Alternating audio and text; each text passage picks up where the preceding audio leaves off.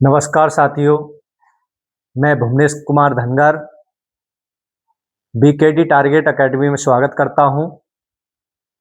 साथियों, हमारी UP board physics की श्रृंखला चल रही थी क्लास 12th की, जिसमें हम मैग्नेटिक फील्ड के बारे में चर्चा की थी। उसके बाद बायो-सैवर्ट। आज हमारा जो लेक्चर है वो एम्पियर्स लॉ के ऊपर है। एम्पियर्स लॉ, एम्पियर ने क्या बताया था उसके बारे में चर्चा करेंगे। एम्पियर ने मैग्नेटिक फील्ड और धारा के बीच जो रिलेशन होता है उस रिलेशन के बारे में एक्सप्लेन किया। क्या एक्सप्लेन किया है उसका हम डिस्कशन करने जा रहे हैं। बेटा,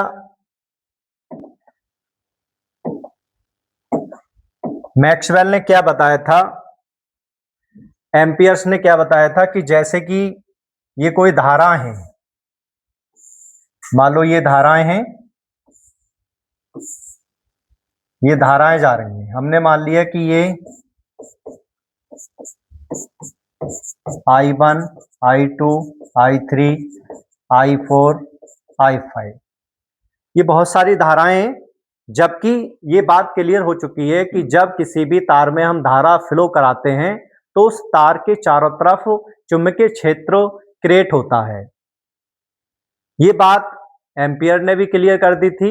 लेकिन एम्पियर्स ने ये बताया था कि जो वायर हैं, अगर उन वायरों को, उन तारों को किसी क्लोज कर्व के अंदर अगर हम बंद कर लें, क्लोज कर्व के अंदर क्या कर लें, बंद कर लें, तब उन तारों से जितनी भी धारा फ्लो होती है उनके कारण जो मैग्नेटिक फील्ड डेवलप होता है वो मैग्नेटिक फील्ड कितना होता है, ये बात उन्होंने क्लियर की। तो उन्होंने ये बताया कि इस तार के लिए हम छोटे छोटे अल्पांशों से मिलकर बना मान सकते हैं, छोटे छोटे अल्पांशों से मिलकर बना मान सकते हैं। तब इस तार का, इस अल्पांश के चारों तरफ इस तरह से मैग्नेटिक फील्ड क्या होता है, डेवलप होता है, इसके चारों तरफ ऐसे करके इस रूप में मैग्नेटिक फील्ड डेवलप होगा। तब उन्होंने बताया था कि जो बी का रेखा समाकलन, रेखा समाकलन। अब बेटा, रेखा समाकलन क्या बोला इन्होंने, तो रेखा समाकलन के लिए उन्होंने बताया था कि बंद समाकलन v vector dot dl vector, ये होता है बंद समाकलन, चुंबकीय क्षेत्र का रेखीय समाकलन। अब ये चुंबकीय क्षेत्र का रेखीय समाकलन उन्होंने क्या बताया था कि इस बंद पथ में, या इसको हम बोलते हैं एम्पियर पथ, क्या कहते हैं इसे, एम्पियर पथ कहते हैं, या इसको हम बोल देते हैं बंद वक्र, बंद वक्र। अब बेटा, बंद वक्र के लिए इन्होंने क्या बोला था कि इसमें जितनी भी धाराएं फ्लो हो रही हैं, या इस बंद पथ के द्वारा जितनी भी धाराएं घिरी हुई हैं, उन धाराओं का बीजीय योग हमेशा म्यू नॉट गुना के क्या होता है, इक्वल होता है। म्यू नॉट गुना के क्या होता है, इक्वल होता है। ये बात क्लियर की थी एम्पियर्स ने। तो बेटा, यहां पर हमने यही बात बोली है, एम्पियर का जो परिपथीय नियम है वो चुंबकीय क्षेत्र की गणना करने का एक वैज्ञानिक मार्ग है, जो कि गॉस के नियम का एक सदृश रूप है। जैसे गॉस ने वैद्युत क्षेत्र के बारे में बताया था, वैसे ही एम्पियर ने आके चुंबकीय क्षेत्र के बारे में क्लियर किया। तो इनका जो कथन था, इन्होंने बताया था कि जो वायु या निर्वात में किसी बंद पथ के अनुदेश चुंबकीय क्षेत्र का रेखीय समाकलन, चुंबकीय क्षेत्र का रेखीय समाकलन उस परिपथ से घिरी नेट धारा का म्यू नॉट गुना होता है। क्या होता है, म्यू नॉट गुना होता है। तब इन्होंने ये बताया कि close integral B vector dot dl vector equal किसके होगा, म्यू नॉट आई के इक्वल होता है। ये स्टेटमेंट दिया था एम्पियर ने अपने परिपथीय नियम में।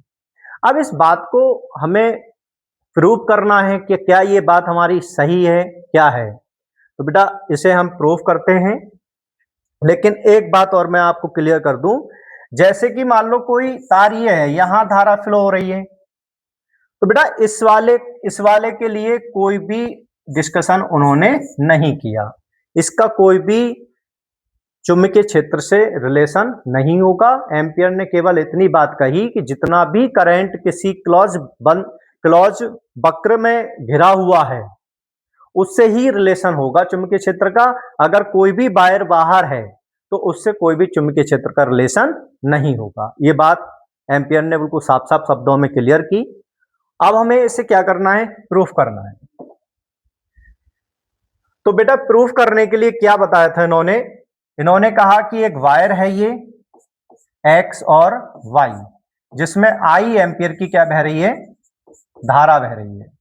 अब इस आई एम्पियर की धारा प्रवाहित जैसे करते हैं तो इससे आर दूरी पर या ए दूरी पर एक पॉइंट पी है जिस पर हमें चुंबकीय क्षेत्र क्या करना है, क्रिएट करना है। इसके लिए हम एक क्लोज कर्व का क्या कर लेते हैं, निर्माण कर लेते हैं। यहां पर ये छोटे छोटे प्रत्येक अल्पांश की लंबाई कितनी होगी, डीएल होगी, और यहां पर चुंबकीय क्षेत्र V होगा। तो अब मैं इसको प्रूव करने के लिए बेटा ट्रिक आपको बताता हूं कैसे हमें इसे याद रखना होगा। ट्रिक क्या है, जैसे बंद समाकलन B vector dot dl vector बराबर म्यू नॉट आई, ये हमारा एम्पियर्स लॉ है। अब इससे ही हमें क्या करना है बेटा, प्रूफ करना है, और यही हमारी ट्रिक है। कैसे पकड़ते हैं, बी देखो, किसी सीधे तार में जो V होती है वो म्यू नॉट अपॉन 2 पाई आई अपॉन ए होती है। किसी भी इंफिनिटी लेंथ की जो वायर है और उसमें करंट हम फ्लो कराते हैं तो उससे आर दूरी पर जो मैग्नेटिक फील्ड डेवलप होता है वो कितना होता है, V वेक्टर बराबर mu not upon 2 pi I upon ए। अब बेटा क्लॉज इंटीग्रल, पहला आप B पकड़ोगे, उसके बाद आप क्या करोगे, close integral B vector dot dl vector, इसे आप कितना लिखोगे, close integral B dl cos 0, B का मान बाहर और क्लॉज इंटीग्रल डीएल और वी और डीएल, क्लॉज इंटीग्रल डीएल का मान कितना होगा 2 पाई ए, कितना हो जाएगा 2 पाई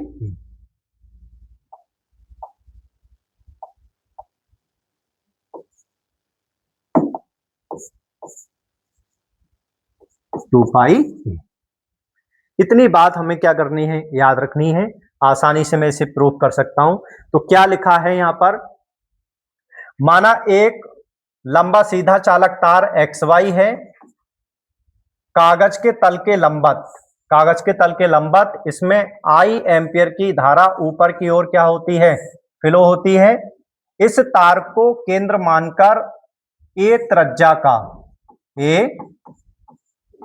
का एक वृत्त खींचते हैं, तब बायो सेवर्ट के नियम से ए दूरी के बिंदु पर चुंबकीय क्षेत्र कितना होता है, V बराबर म्यू नॉट अपॉन 2 पाई और I अपॉन ए, ये होता है। इसे हम समीकरण नंबर क्या मान सकते हैं, फर्स्ट, जो कि हमने ट्रिक में बताया है। वृत्त के प्रत्येक बिंदु पर चुंबकीय क्षेत्र का मान समान होता है और तथा चुंबकीय क्षेत्र की दिशा वृत्त पर खींची गई स्पर्शी के क्या होती है, अनुदिश होती है। चुंबकीय क्षेत्र की क्या होती है, अनुदिश होती है। और जब चुंबकीय क्षेत्र के अनुदिश होगी तब बेटा यहां पर ये क्लीन कर दूं,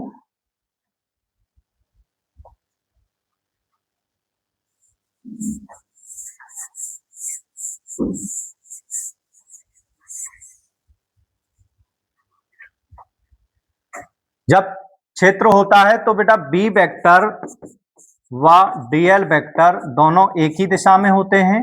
जब दोनों एक ही दिशा में होते हैं तो थीटा बराबर कितना होता है, 0 अंश होता है। तब हम इसका बी का चुंबकीय क्षेत्र देखते हैं कितना होता है, B vector dot dl vector, और जब हम इसे खोलेंगे बी डीएल कॉस 0 और cos 0 का मान 1 होता है, तो ये आ जाएगा b क्लॉज इंटीग्रल dn।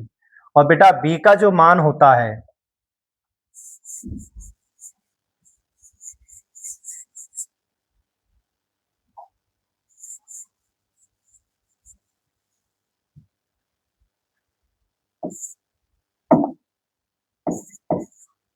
और इसको हम लिख सकते हैं clause integral v vector dot dl vector, और b का मान हमने कितना माना है 2 mu naught upon 2 pi i upon a, और क्लॉज इंटीग्रल dl का मान होता है बेटा 2 पाई a, 2 पाई a से 2 पाई a कैंसिल हो जाएगा और ये बच्चा clause integral v vector dot dl vector, और ये आ गया म्यू नॉट i। यही क्या है एम्पियर्स लॉ है, तो यही एम्पियर का परिपथीय नियम है। तो यहां तक ये बात क्लियर हुई होगी कि एम्पियर का परिपथीय नियम कैसे फाइंड होता है और इसका क्या प्रूफ है। उस प्रूफ को मैंने याद करने के लिए आपको एक कॉन्सेप्ट भी दिया था जो आसानी से आप इसको याद कर पाएंगे। धन्यवाद, थैंक यू।